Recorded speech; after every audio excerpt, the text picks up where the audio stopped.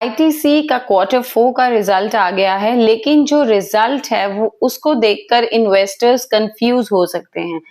ITC ने Q4 में 5,113 करोड़ का प्रॉफिट रिपोर्ट किया है, जो कि स्टैंड अलोन प्रॉफिट रिपोर्ट किया है, जो कि लास्ट ईयर का जो क्वार्टर था Q4 जो लास्ट ईयर का, उसके कंपेयर्ड है 5% ज्यादा है, उसका अपसाइड में है।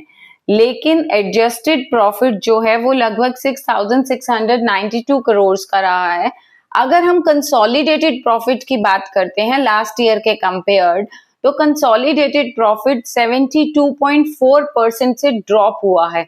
उसका रीजन ये है कि लास्ट ईयर जब इन्होंने आईटीसी होटल्स का डीमर्जर किया था, उसका जो अमाउंट उन्हें मिला था उससे उनका प्रॉफिट 15,000 प्लस करोड़ का इंक्रीज हो गया था। इस वजह से अगर हम लास्ट ईयर से कंपेयर करेंगे इस साल का, तो वो 72.4% से ड्रॉप हुआ है, लेकिन वो कंसोलिडेटेड प्रॉफिट है और वन टाइम गेन की वजह से था।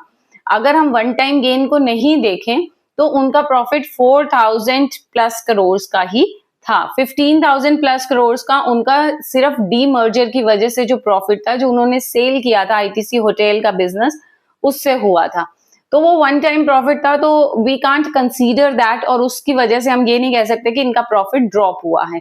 लास्ट क्वार्टर जो लास्ट ईयर का Q4 था, उसके कंपेयर 5% से इंक्रीज हुआ है, और रेवेन्यू भी इनका, रेवेन्यू में जबरदस्त जंप आया है। 21,695 करोड़ का रेवेन्यू रिपोर्ट किया गया है, जो कि अप्रोक्सीमेटली 17% की ग्रोथ है। और 8 रुपीज पर शेयर का डिविडेंड अनाउंस हुआ है, फाइनल डिविडेंड, और फाइनल डिविडेंड अनाउंस होने के बाद जो टोटल डिविडेंड फाइनेंशियल ईयर 26 का था आईटीसी का, वो 14 रुपीज 50 पैसे पर शेयर पर पहुंच गया है। अब जो इनका सिगरेट का बिजनेस है, Q4 में मेन हाईलाइट इनका सिगरेट बिजनेस रहा है, उसकी स्ट्रॉन्ग परफॉर्मेंस रही है। रेवेन्यू 32% से जंप हुआ है, टैक्सेस एक्स्ट्रा लगने के बाद भी इनका रेवेन्यू अच्छा था, सेल अच्छी थी इनकी। और रॉ मटेरियल की कॉस्ट और टैक्स प्रेशर भी कंसर्न इनका ऑब्वियसली बना हुआ है, क्योंकि टैक्स प्रेशर इन पे बन गया है।